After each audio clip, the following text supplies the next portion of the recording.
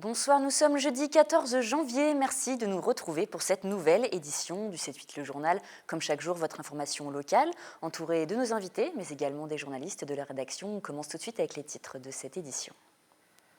Le centre Géronthandicap en danger, le pôle gérontologique implanté depuis 2009 à Magny-les-Hameaux est en déficit. La structure risque de fermer définitivement. 3IS devient l'un des plus grands campus audiovisuels d'Europe. Après 3 ans de travaux, l'école de Saint-Quentin en Yvelines a inauguré un nouveau bâtiment avec un studio radio. Un renouvellement pour l'établissement. Stéphane Lamy, responsable de la filière cinéma, et François Richieux, directeur communication, nous en parleront. Enfin, les Joyeux Urbains ont 20 ans. Le groupe fondé à Trappes en 1994 se lance dans une tournée anniversaire. Première date à Rambouillet, là où ils ont commencé. Nous les avons rencontrés. Et enfin, cette première information, pour commencer notre journal, le technocentre Renault a été perquisitionné jeudi dernier. Le constructeur automobile a confirmé que les services de la répression des fraudes avaient procédé à des perquisitions sur plusieurs de ses sites, dont celui de Guyancourt. Ces perquisitions ont eu lieu dans le cadre des investigations voulues par le gouvernement après le scandale des moteurs diesel truqués de Volkswagen. La Direction générale de la concurrence, de la consommation et de la répression des fraudes s'est également rendue au siège social du groupe. Le constructeur assure néanmoins que les tests réalisés à la demande de la ministre de l'écologie Ségolène Royal n'avaient pas détecté de logiciels truqueurs. Et de grands projets pour Plaisir, c'est ce qu'a annoncé Joséphine Coleman-Berger. La maire de Plaisir a profité de la cérémonie des vœux de 2016, hier soir, pour évoquer les nouveaux projets pour la ville. Alors, entre autres, il sera question de continuer la réhabilitation du centre-bourg du Valibou. Le silo devrait être prochainement détruit et le centre commercial requalifié, alors qu'un nouveau projet de centre commercial Open Sky va voir le jour. On écoute tout de suite les précisions de Joséphine Coleman-Berger. Écoutez. Ça fait des années qu'on attend ce projet. Effectivement, là, le permis de construire, ça y est, il est signé. Donc on espère bien que les travaux démarrent dans quelques mois et qu'on puisse enfin voir cette zone se transformer complètement. C'est un vrai plus parce que c'est une zone qui est en friche aujourd'hui et c'est un endroit qui mérite véritablement qu'on mette en place quelque chose de qualitatif. Alors, on attend des commerces, bien sûr, mais on attend surtout les cinémas et on attend bien sûr les restaurants, un vrai lieu de vie. Et je vous le disais en titre, le centre Géronthandicap est en danger. Le pôle gérontologique implanté depuis 2009 au domaine du Mérentais à Magny-les-Hameaux affiche un déficit de 40 000 €, une dette liée à des retards de loyer. Conséquence, la structure pourrait fermer définitivement d'ici le mois de juin. Regardez ce reportage de Mickaël Elmidoro et Simon Oliel. Le pôle Géronthandicap pourrait fermer ses portes courant 2016. La structure gérontologique située à Magny-les-Hameaux fait face à des difficultés financières. Le centre spécialisé dans l'aide aux personnes en perte d'autonomie affiche un déficit de 40 000 €. La raison, le loyer demandé par Saint-Quentin en Yvelines, le propriétaire des lieux, serait trop élevé. Ce loyer correspond en quelque sorte à un loyer pour une structure marchande. Des gens qui effectivement font un travail sur lequel ils gagnent beaucoup d'argent. Ici, nous sommes dans une structure sociale. Et effectivement, on ne gagne pas d'argent.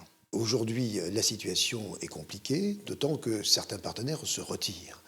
Donc là, l'effort qui va être porté par l'agglomération, c'est tout simplement de dire qu'on va essayer de trouver un nouveau loyer pour que tous ceux qui souhaitent rester dans Géronthandicap puissent le faire, mais aux conditions que nous avons fixées.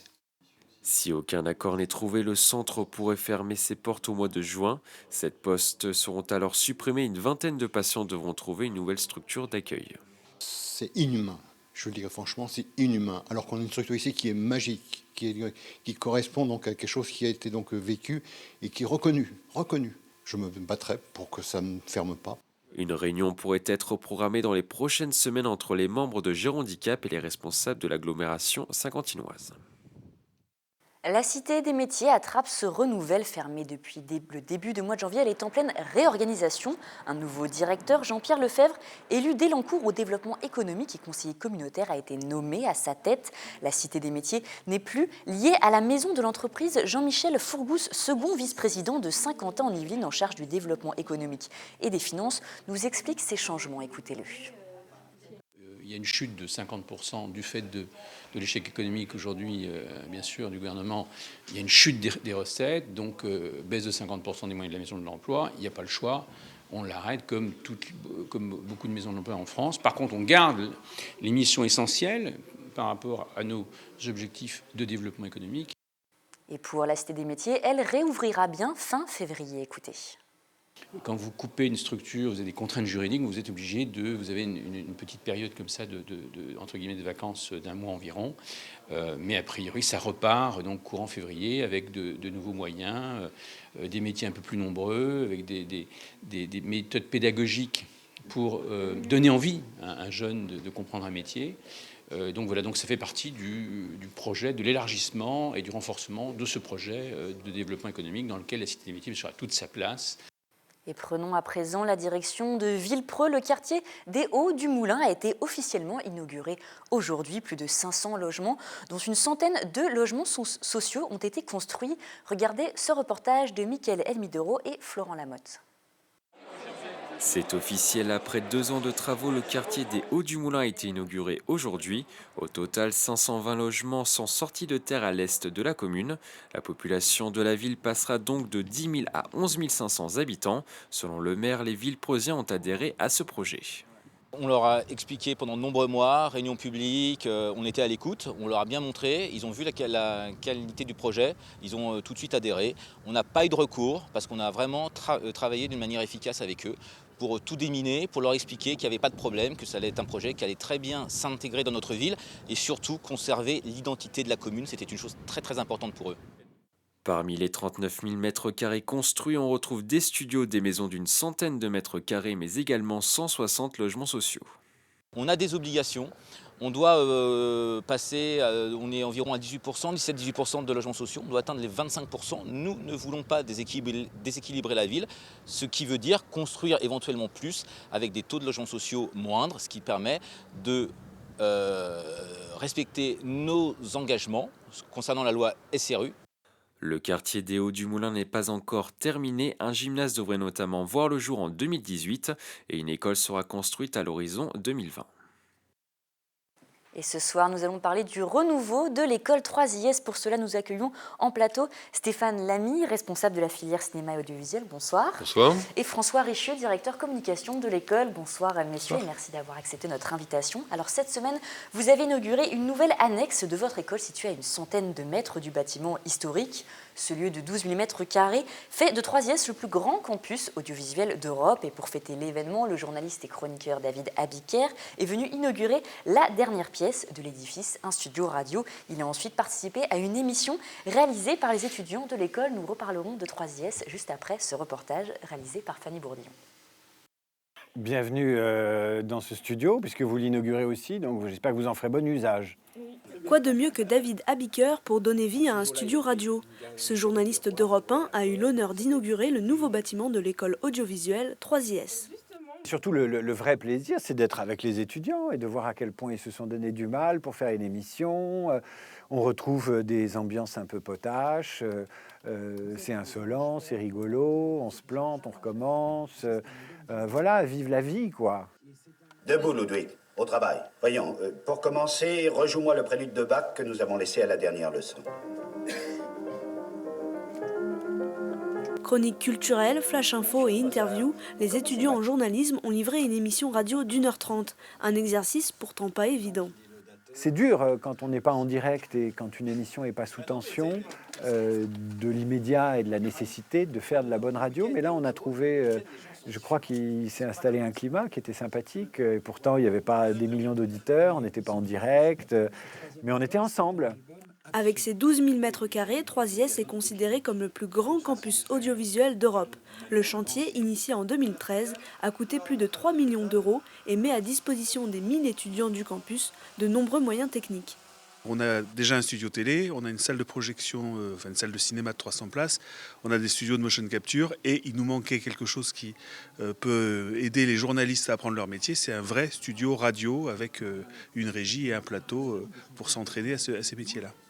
Les programmes enregistrés émettent 24 heures sur 24 sur la web radio de l'école que l'on peut retrouver sur leur site ou sur application mobile.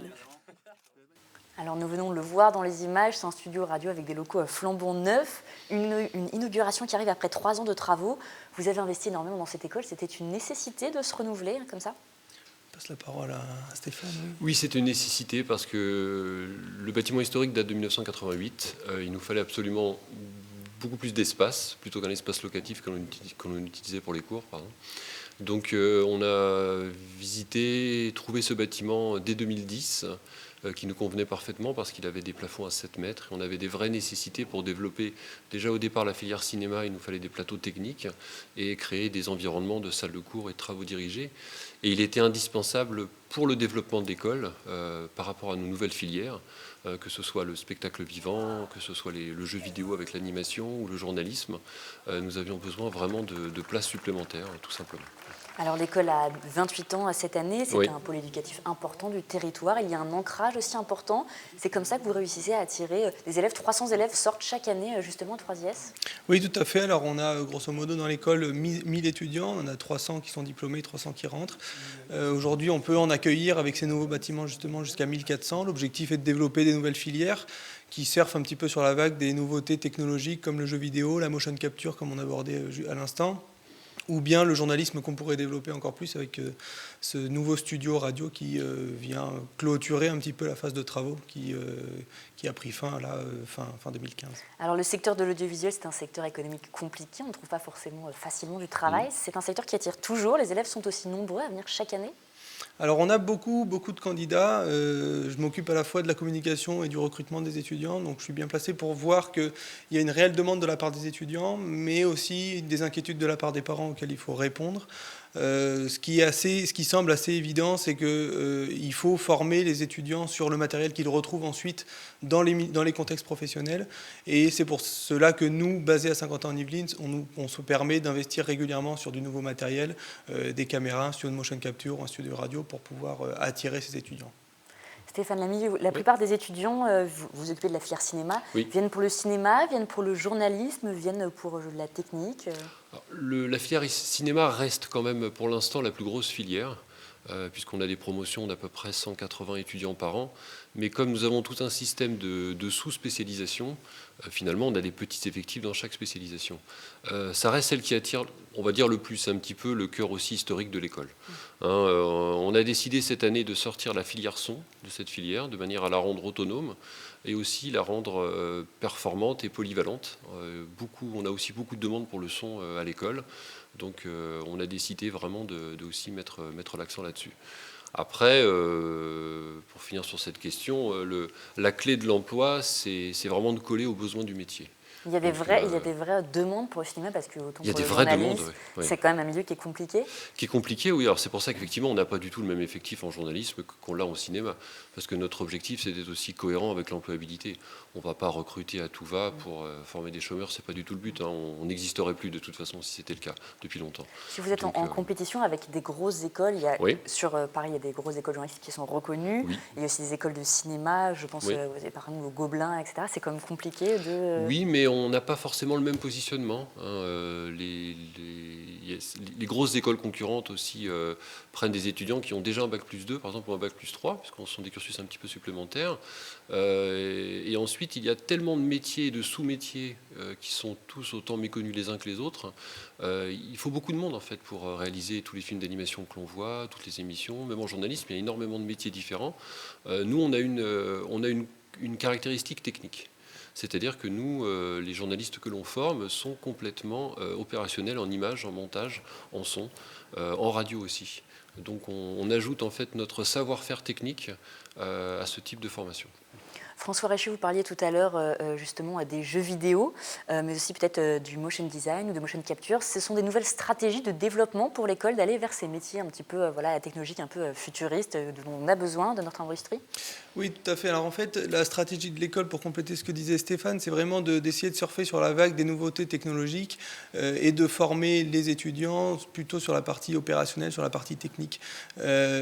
Aujourd'hui, la motion capture, toutes les écoles ne peuvent pas se permettre d'avoir un studio de motion capture. Si vous pouvez expliquer ce qu'est la motion capture pour les gens qui ne connaissent pas.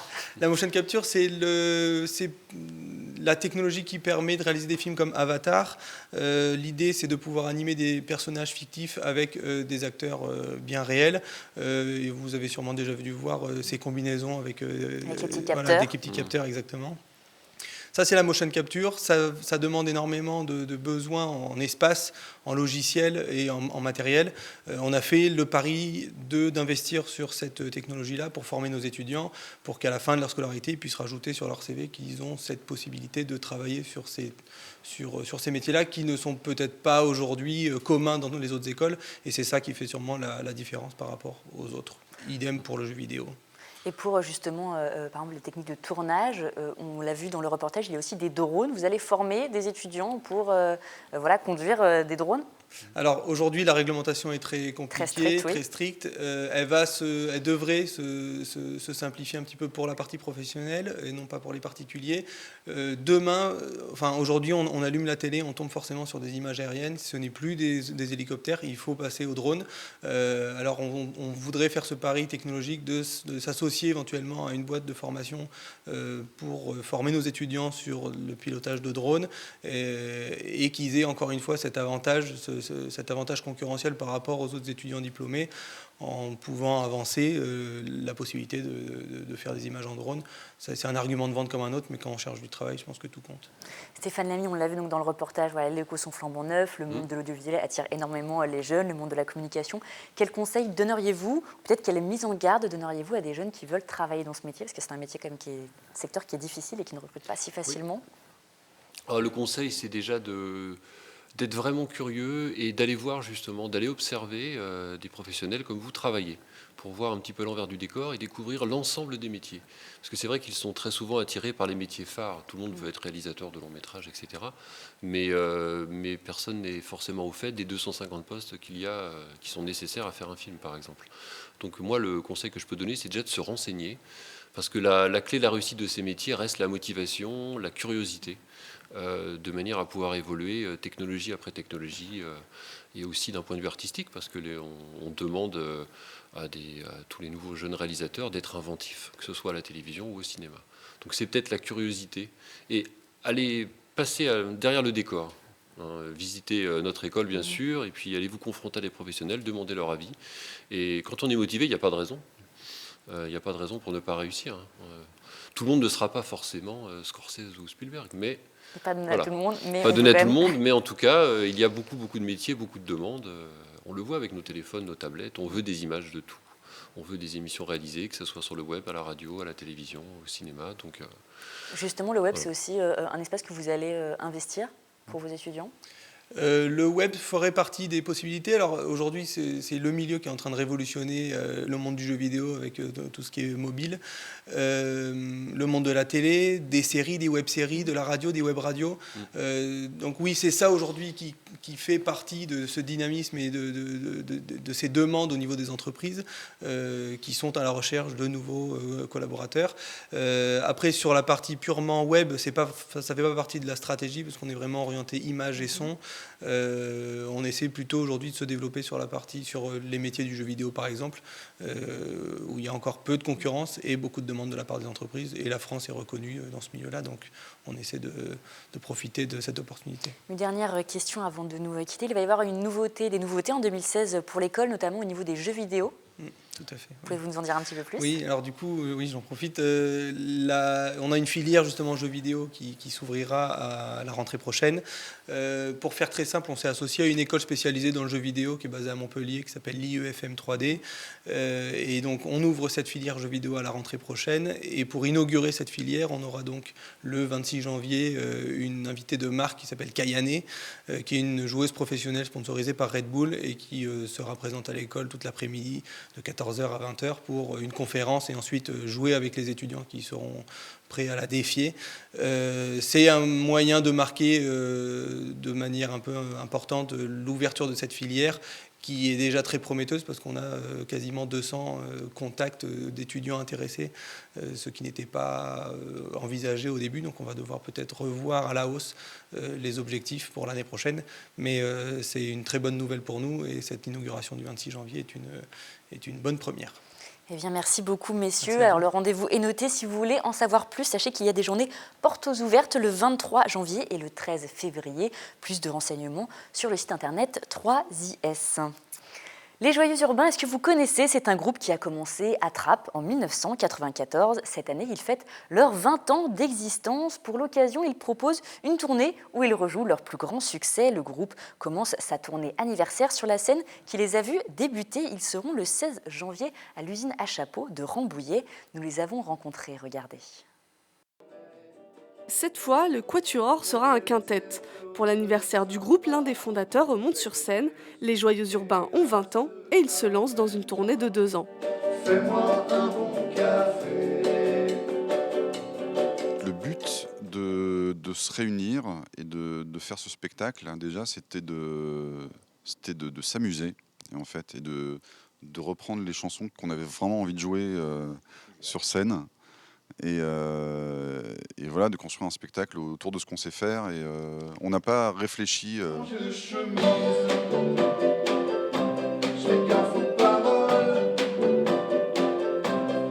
Des émotions, tout simplement.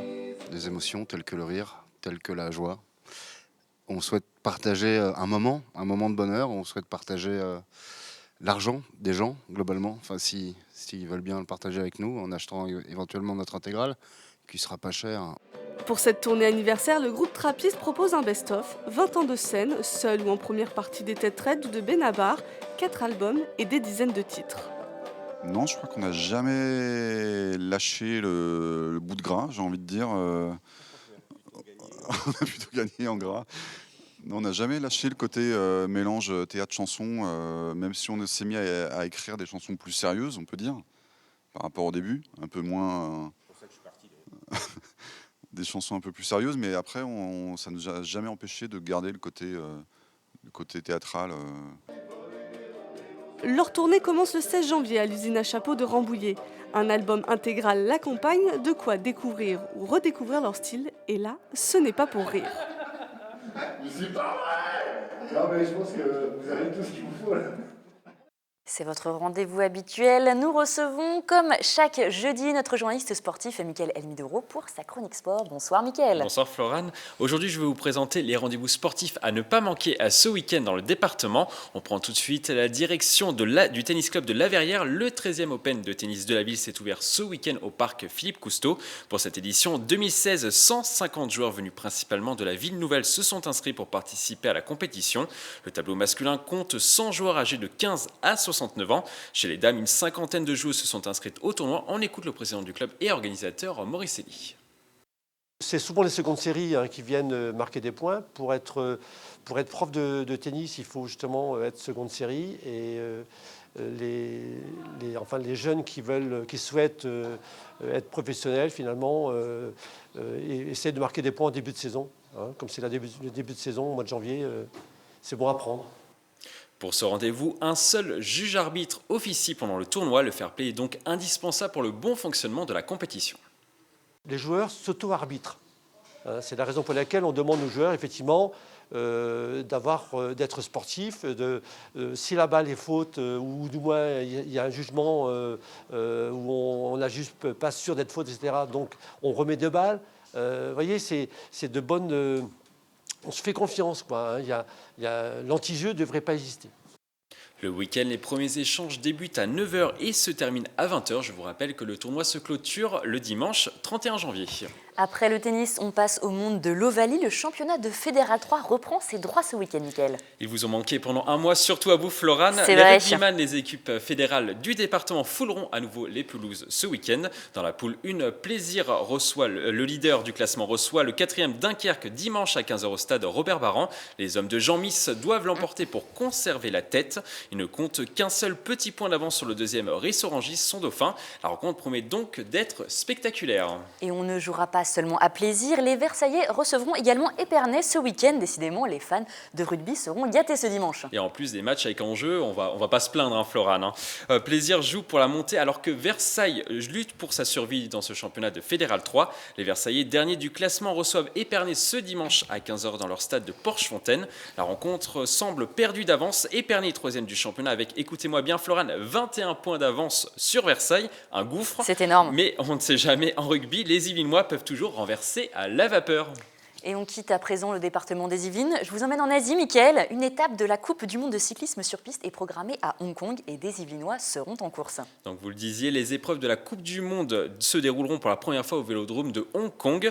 Les manches seront organisées ce samedi et dimanche. Plusieurs Yvelinois feront partie de la délégation tricolore. L'Ilimontain François Pervis tentera de s'imposer sur le Keirin et la Plaiséroise Sandy Claire voudra terminer dans les 5 premières sur les épreuves de vitesse. Un moyen de se relancer après une saison en demi-teinte. Nous l'avons rencontré au Vélodrome national de Saint-Quentin-en-Yvelines.